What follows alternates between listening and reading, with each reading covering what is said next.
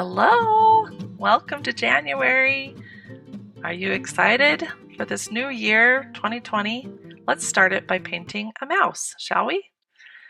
I have a love-hate relationship with mice. We just found 2 mice in our van since we've moved out here to the country.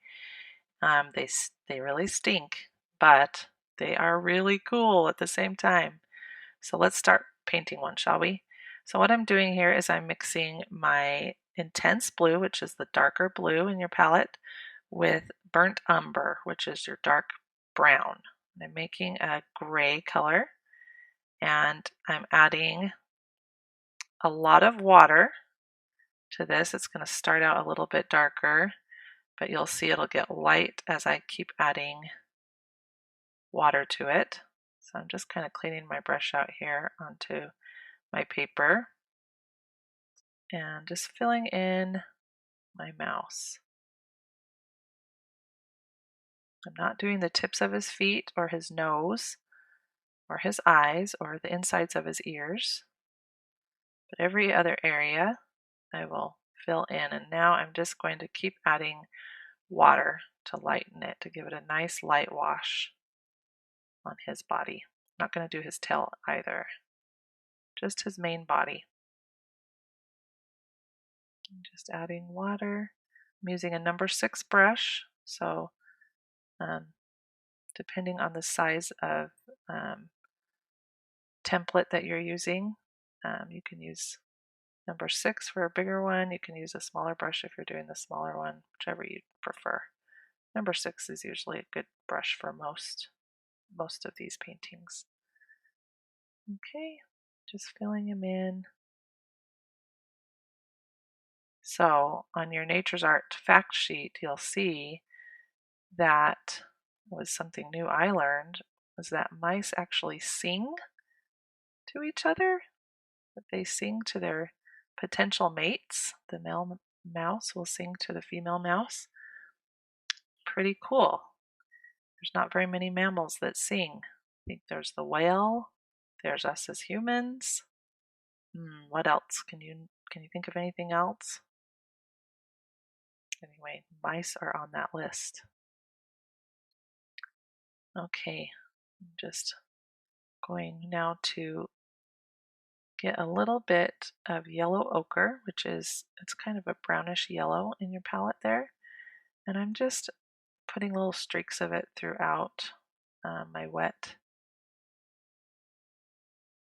area here, and just letting it kind of melt into that gray. So it gives it more of a brownish gray color.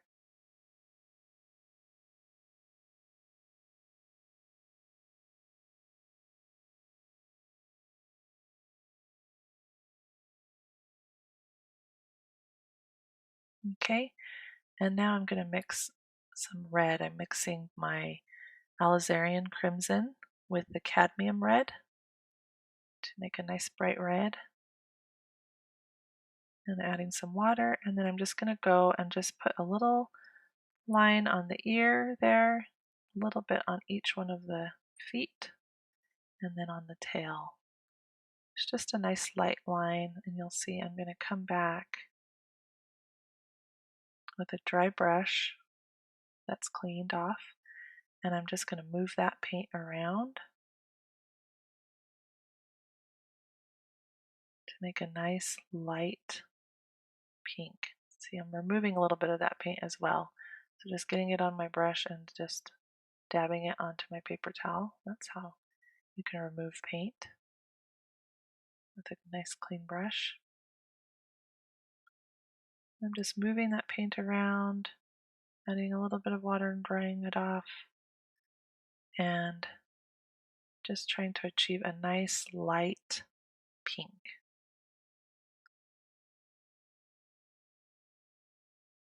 Now as we go, I'm going to remind you, like I do in every video, that your mouse does not have to look like this. In fact, my daughter Nora did one. It was a black and white mouse. It had black little spots on it. And so hers looks totally different.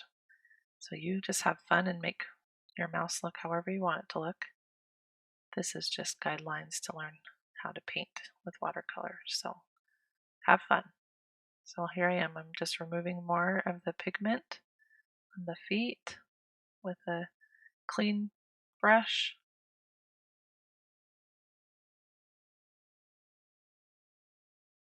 If you need to get your brush wet to remove some of that paint, you can do that.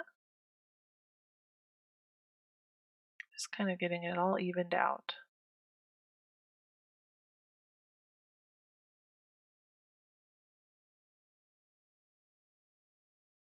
Okay, I'm going to mix some more of that dark gray color. So I'm just doing my dark brown, which is a burnt umber, and the intense blue, which is the darker blue. I'm mixing those two together to get that nice dark gray color.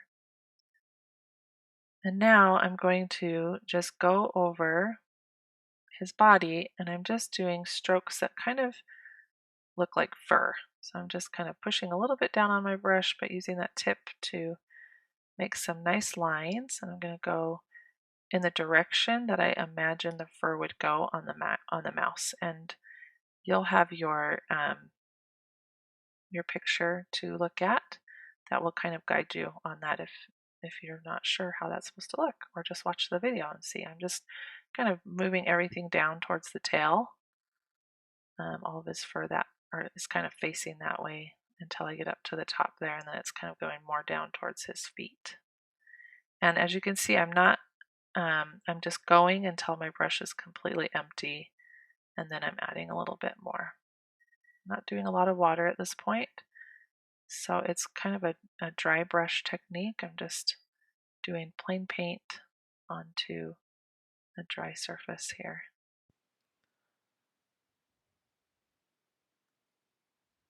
And it looks a little scary right now, but I promise it works out. So then I just added a little bit of shadow to my tail using some of that same color. And now I dried my brush off, and now I'm just going over everything with a dry brush and just smoothing it all out. So the paint is still wet enough that it will move a little bit, but not too much. And it will just give you a nice furry effect.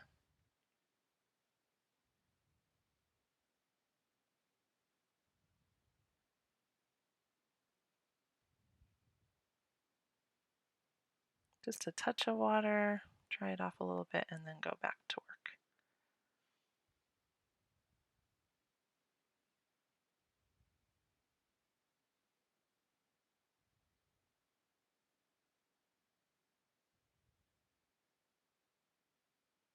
And as you can see, that brown is coming through just a little bit, so it's very subtle, but it gives it more of a realistic gray tone.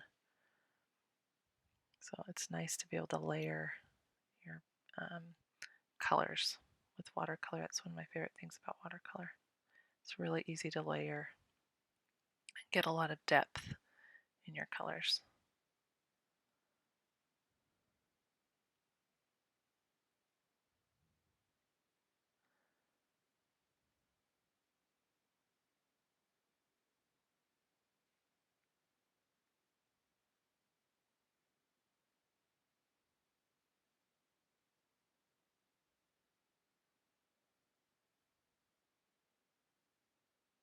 Okay, and now I'm just going to add a little bit underneath his belly there to give some shadows. I'm just looking at my picture above, reminding myself that he needs a little bit more shadow underneath. And then just kind of working on that face a little bit more. Just want that to be nice and light. Okay, I am now going to retire my brush after these little sections. Oh yeah, I'm darkening the legs, giving them just a bit more shadow, bringing that down a little bit. And now I'm going to put my brush down and go ahead and use my Sharpie to outline everything. And this time you can choose to do a Sharpie or not, but at least do his eyes.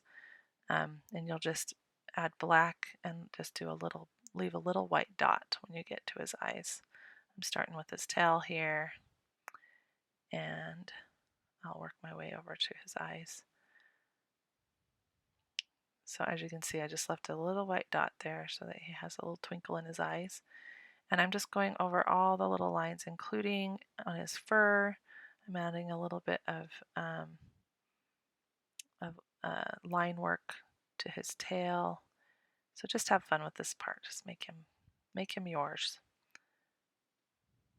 And I remembered that I forgot to do underneath there, so I'm just using some of the paint that I already had on my palette, some of that yellow ochre mixed with the gray that I made, and I'm just going to add a little shadow under him, the little water, and just kind of fan it down. And with that, we are done. I hope you enjoyed this tutorial, and I hope you have a wonderful January, the beginning of a new year. Have fun. See you next time.